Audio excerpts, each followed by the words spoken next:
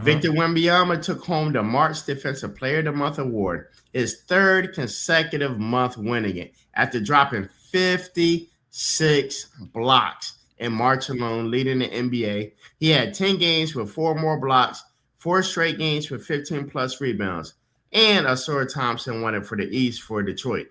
So, Matthew, at this point, is Wemby's a Defensive Player of the Year lock, the most automatic award in the league right now? Yes. But he's only played 61 games. The Spurs have 6 games left. Assuming he plays tonight, after tonight, he's going to have to play 3 of the next 5. So it's just, can you get to 65? Because once you get to 65, it's finally locked in. Finally, we can end this tyranny. I know Evan Mobley won it last year, but finally we could end this Gobert tyranny because, Wemby should have won it. Wemby should have won it every year he's been in the league, but if not for, not playing the games, or I think his first year he played the games, but they didn't want to give it to him over Rudy because, whatever. They all love giving this award to Rudy for some reason, even though there's major games where teams go small and Rudy gets played off the court, which I haven't been seeing happen to Wemby.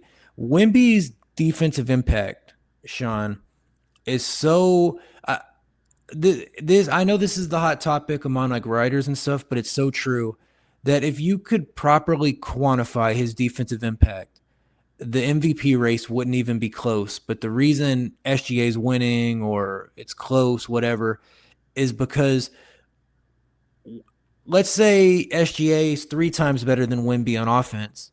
Wemby's exponentially better than maybe any other player in history on defense in terms of just how just him standing in the middle makes players that would go for a layup or dunk just completely avoid the paint. The new kind of highlights. So I'm going to say, so Matthew, so let me even segue that in for you, right? So just to follow it up, the number that should reframe everything is his defensive rating of 99.8 in March, second in the entire NBA. So that means with Wemby on the floor, opponents are barely cracking 100 points per 100 possessions. And it's not just shot blocking, like you said, it's the gravity. He's contesting 11.6 shots per game, which means even shots he doesn't block, guys are changing midair. You literally cannot scheme around him. And the shots he doesn't block, he contests, but the shots he doesn't contest are because the shot never gets put up in the first place because they're so scarce. Yeah. So that 11.6 doesn't even do it justice because there's probably like 11.6 plus 15 more shots that didn't get taken just because he was there. Because guys are completely running out of the paint, passing on shots, passing on floaters, passing on layups just because they see Wemby nearby. And honestly, that's been my new favorite kind of highlight to watch. Not his dunks, not his blocks. My new favorite Wemby highlight to watch are ones where you see guys go like this, but then don't shoot and completely get out of the paint or pass the ball off because the shots they already see Wemby there and they're like, no, I'm not making this, so I might as well not even do anything with this. So Matthew, why don't people, like when we grew up and we played basketball, right?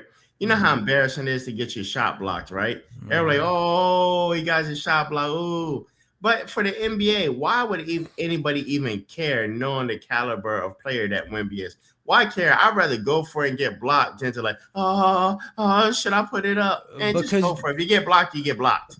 Because you go for it and you are going to get blocked. Like statistically, it's just a bad shot. It doesn't have to be their pride or their ego or whatever. Statistically, you better be scared because if you put that shot up, it's just going to get blocked. So you might as well pass out. You might as well pump fake. You might as well, but even a pump fake, because you can get Wemby, but his length is so crazy that he can actually still block you, even if you're like 3 feet ahead of him. So, I mean, it's something we've never seen before. And one thing that I saw a tweet about this other day, and I have kind of noticed it in the games, is that Wemby's such a disciplined player.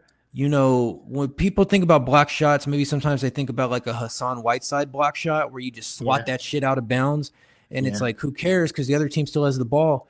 Wemby, and I don't remember exactly what the tweet said, but the tweet said the majority of Wemby's blocks are controlled by Wemby. So not only is he blocking them, he's coming down with the rebound too. So he's Right. ensuring the possession for the Spurs instead of just swatting that shit out of bounds. Yeah. So think about how smart that is. Think about how disciplined he is. Think about just how like he's seen the game kind of at a different level. So he's blocking these shots. He's saving the possession. He's impacting every single defensive possession.